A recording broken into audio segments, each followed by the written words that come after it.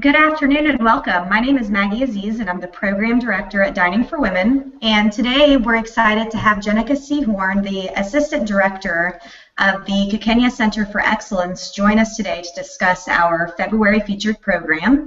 And we're actually really excited to have her on today, considering that yesterday, February 6th, was the International Day of Zero Tolerance for FGM and cutting, which is one of the main goals of the Health and Leadership Training Camp program that Jenica is going to be talking with us about today. So thank you for joining us today, Jenica. And if you can just introduce our viewers to the organization, that would be great. Thank you, Maggie. I'm really excited to have this opportunity to talk with you guys and tell you some of the work that Kakenya Center for Excellence is doing. I've been with the organization now for almost 3 years, and I've spent about 6 months in the village where we operate. So I'm really excited to talk to you a little bit about what we do.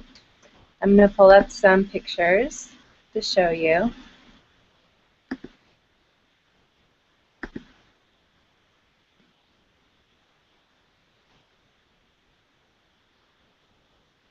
So you can see here in the first picture is Kakenya Ntaya, who is the founder of our program. Kakenya grew up in Enosai in Kenya, which is a rural village where girls' education is not valued. So as she was growing up, it was expected that she, along with all the other girls that were growing up with her, would leave school when she reached puberty to undergo female genital mutilation and then be married off at a very young age. But Kakenya didn't want that for her future. She really wanted to do something different with her life. So she negotiated with her father. She agreed to undergo the cutting ceremony when she reached puberty if he would allow her to continue in school to go on to high school. So she went to high school, she did well, then she wanted to continue even further and go to university in the United States, which had never been done by a girl from her village.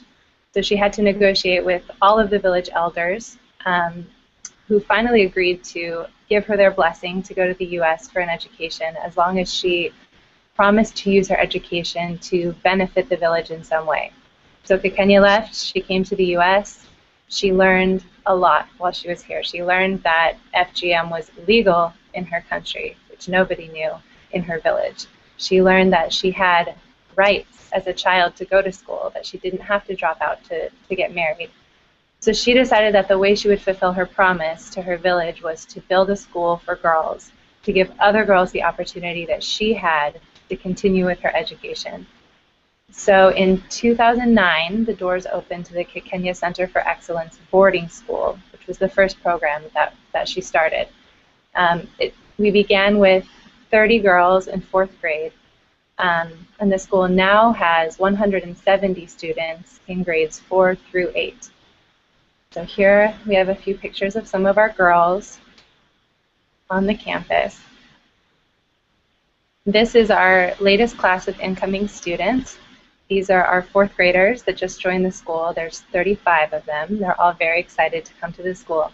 And each December we have an enrollment period where parents can bring their daughters to school for interviews, and we select students that are the most vulnerable, that come from the neediest families, or that we feel are most at risk for undergoing FGM or early marriage. And when parents admit their daughters to our schools, they have to sign an agreement with us that they're not going to allow their daughters to be mutilated or to leave school early to be married while they're at our school. And this past year, in 2013, we had our first graduating class of 8th graders who have now begun high school around the country in Kenya.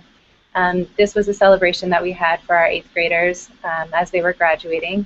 And we were very proud and excited because they finished the 4th highest in the entire county, which is hundreds of schools, on their national examinations that they all took at the end of the school year.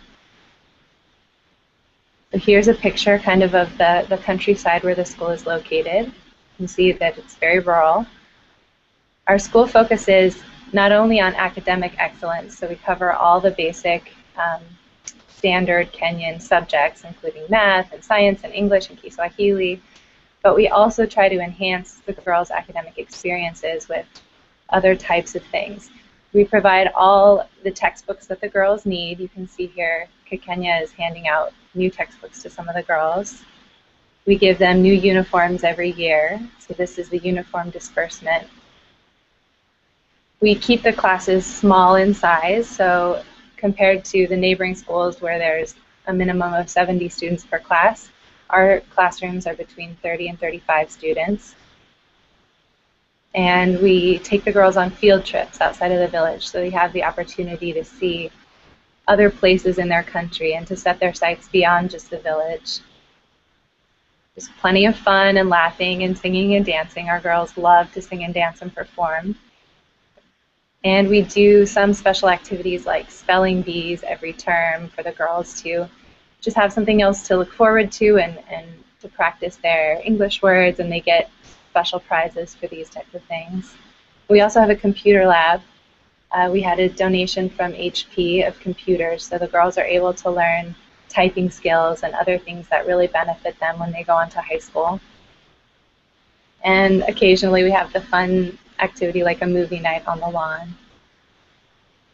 So in 2011, we began the Health and Leadership Training Camp program, and this was a way for us to reach more girls outside of the school, since we were only allowed to admit a small number of girls that came to apply to be in our program, but Kakenya didn't want to leave the other girls behind, and she wanted them to get the same information and training that our girls get in terms of health information about FGM and early marriage and what are the effects of that, how to take care of themselves, how to become leaders and how to be confident and how to achieve their dreams for the future.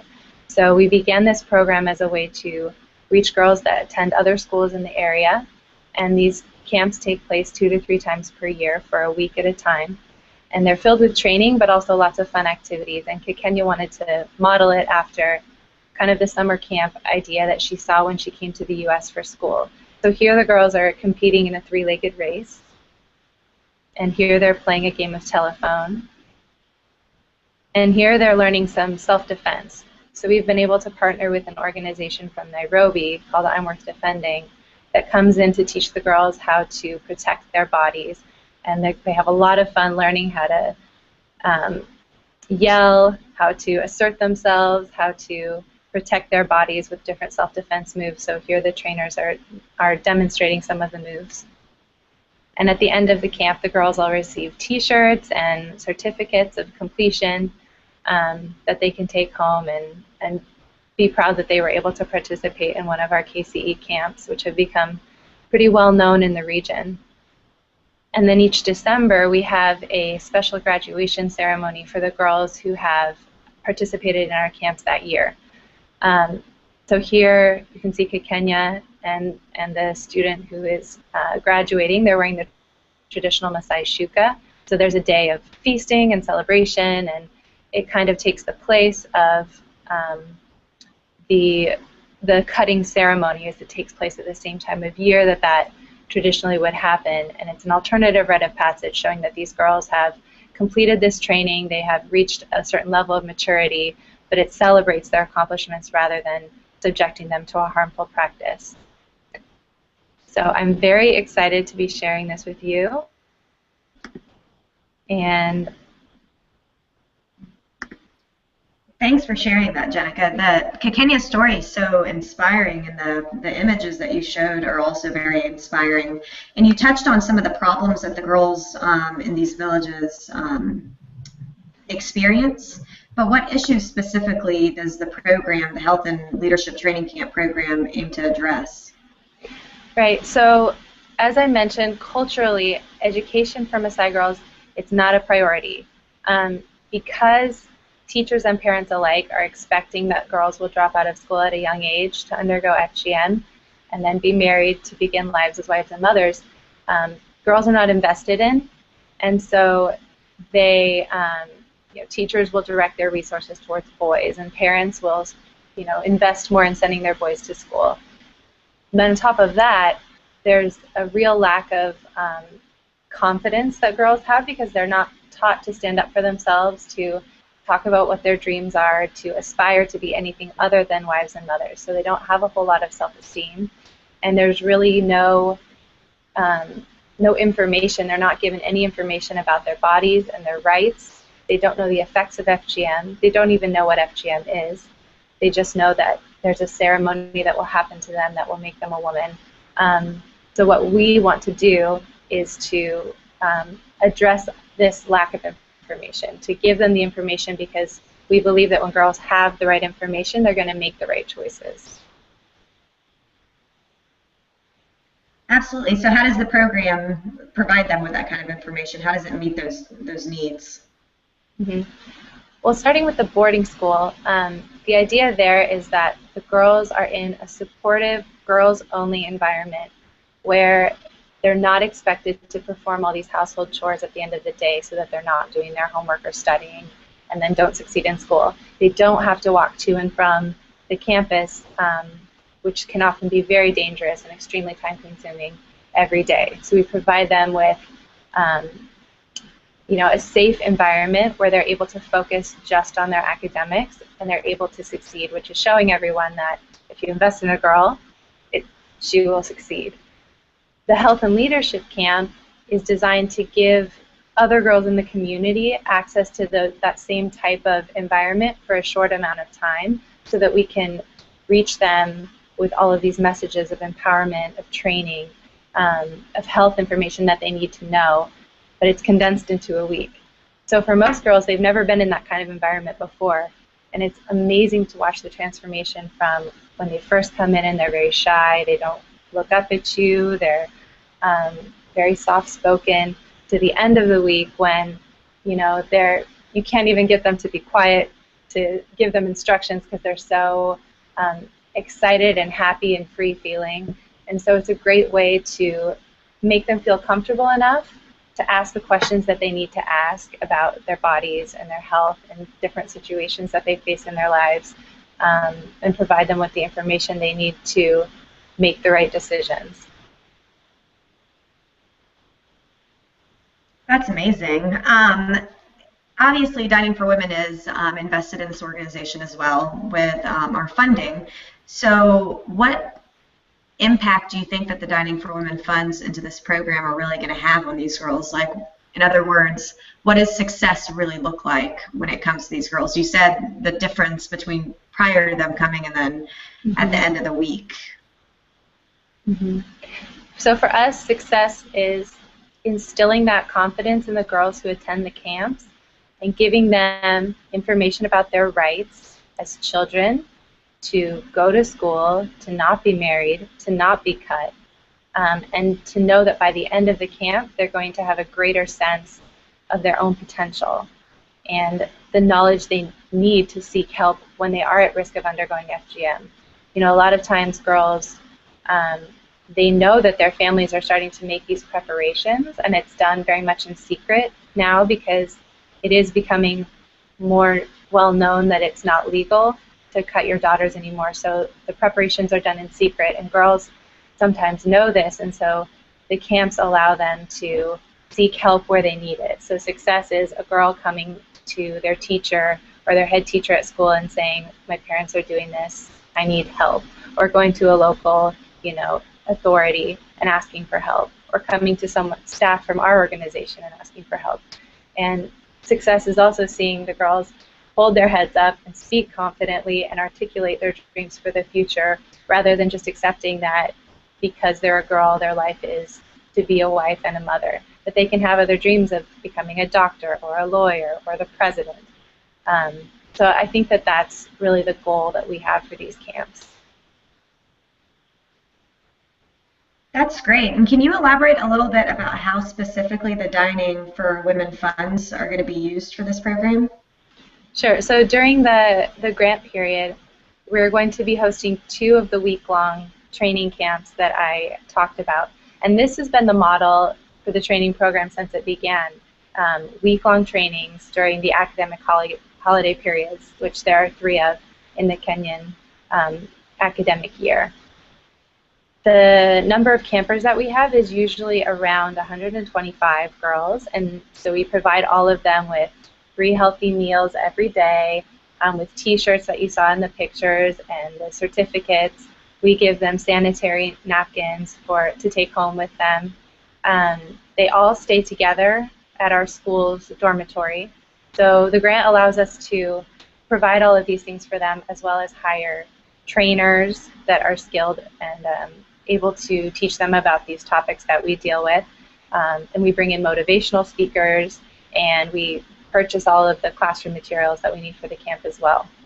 And also, beginning in May of this year, we are expanding the program to include weekend trainings at some of these other schools in the surrounding area that we've been inviting girls from. Because as it is, the capacity at our campus only allows us to bring in a few girls from each school, but we want to be reaching more girls. So we decided that since we were seeing such amazing success in these camps, we wanted to try to take the training to them. So we decided that we were going to have monthly weekend trainings at these other schools so that the entire class of girls can come, and girls from the surrounding schools in those areas can come. So we're thinking that since we're beginning this in May, and we'll run weekend trainings May through October, we're going to be able to reach over 1,000 girls this year alone through the weekend trainings. And finally, one of our goals for this year is to create a handbook for our program that will allow us to share this camp model with others. We really think that we're onto something with these trainings. We've seen such amazing things happening in the girls that come to our program. So we want to develop a comprehensive manual for conducting health and leadership trainings that can be adapted to other similar situations in which girls are marginalized and facing significant barriers to continuing in school or fulfilling their dreams, or becoming other things rather than what society is dictating to them. That's amazing, Jenica. I really think that's awesome that y'all are trying to replicate this model and kind of expand it beyond what's right in front of you. So I think that's a really great aspect, and I'm glad that you touched on the handbook part of it. Mm-hmm. Just to kind of switch gears a little bit, we receive a lot of questions from our members because they get very excited about these programs, and we try to compile as many questions as we can. And we picked a couple that we think that are really interesting and are really important aspects of your program. So for instance, when you were first introducing the program, you kind of touched on the graduation ceremony that takes place after the training has completed. Can you tell us a little bit more about the graduation ceremony and what's the true importance that really comes from it? I think there's a few really key things that we decided were necessitating this type of a ceremony. One was that it serves as an alternative rite of passage for girls. Traditionally, December is the month when the FGM ceremony would take place.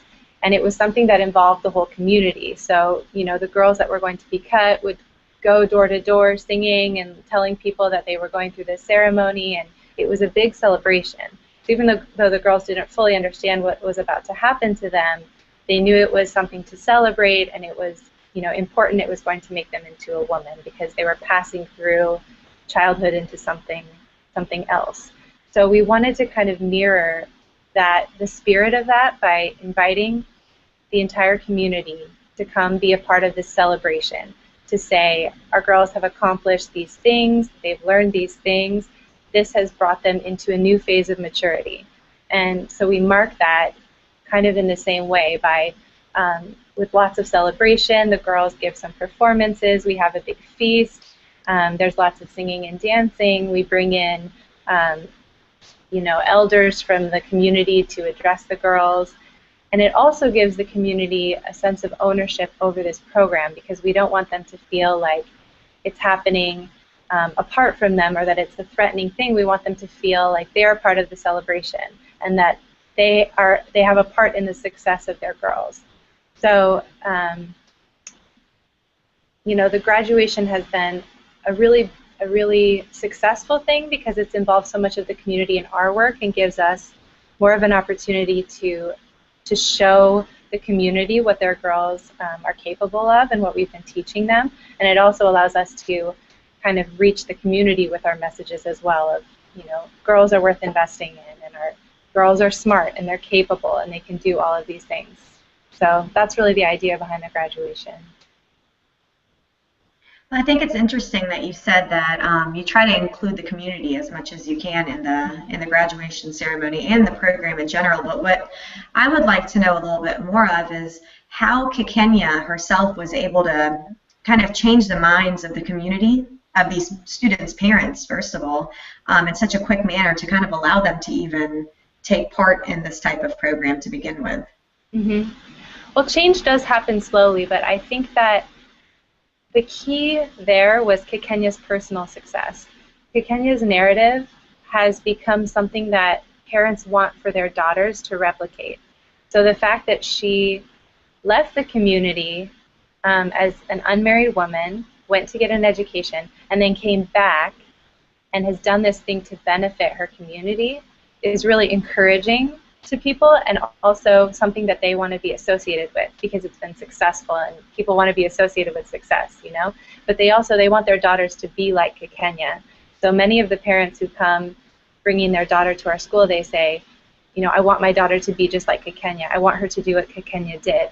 Because so many boys from the community, you know, the community has sent boys out to be educated before. There are many boys that have gone and done what Kakenya did, but none of them came back. None of them came back to do something to benefit the community the way that Kakenya did. So she has really fulfilled her promise to the village, and everyone sees that. And she's shown the community that women can make them proud by doing things other than just becoming young wives and mothers. So I think that that is a really key thing in changing people's minds. So I have to say that on the other side, not all parents are convinced that there is anything wrong with FGM or with early marriage, but they're just seeing that educating their girls can bring them greater benefits than marrying them off for a dowry, because most of the girls, if you ask them what they want to do, like Kakenya, they want to do something to benefit their family and their community. They want to invest in their family and their community so that their families are seeing, if we educate them, it will benefit us even more than just getting a dowry one time and marrying them off. So I think a really good example recently, the chief of the village was being interviewed, and he said that with Kakenya, they've seen that girls are worth more than just cows. They're worth more than just a dowry, and because of her example, the community's attitude about that is changing. That's amazing. Just for her to lead by example like that, I just think is inspiring for a lot of girls and families, and even the ones that aren't truly 100% convinced that it's a bad thing, it's still, they're learning that slowly and surely that the education of a girl is something that's going to come back. And that's actually also what the research has found in regards to education of a girl. Mm-hmm. So that most girls end up taking it back and helping their family and villages and communities where they are given the opportunity to become educated. So that's wonderful. Once the girls leave the camp and return to the villages, so you said earlier that once they're in the camp, you see a difference from when they first enter it. So when they leave that camp, how have they changed?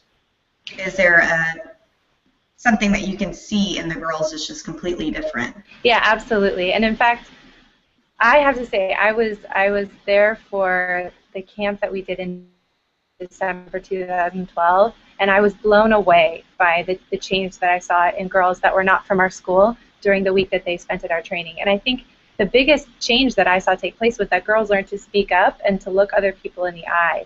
And this might not seem that significant of a transformation, but it makes all the difference in the girls' confidence when, you know, they're thinking, what I have to say matters, and my thoughts and my feelings, they matter, and I matter as an individual.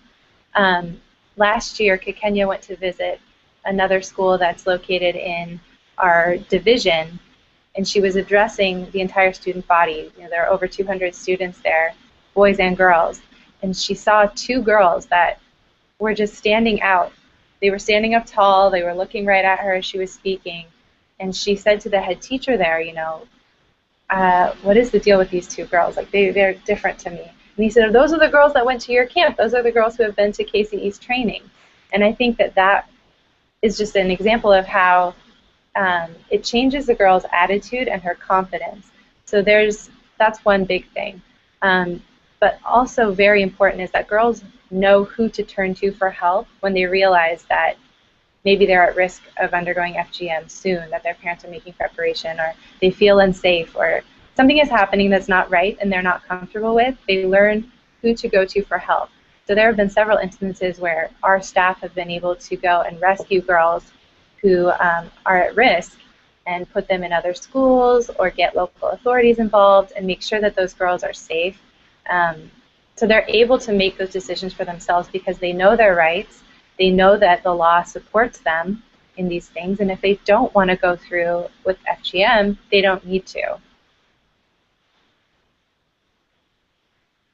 That's great, Jenica, and I think actually that's the perfect place for us to wrap up, because it just goes to show the impact that your organization and you and the people that are working with you are making in the lives of these girls. And we definitely appreciate the work that you do, and we appreciate you taking the time to speak with us today.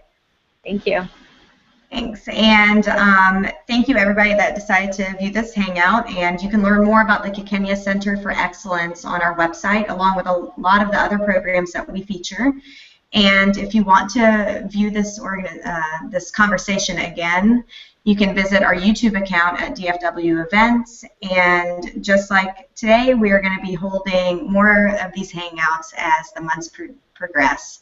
And we look forward to seeing you next time. Thank you.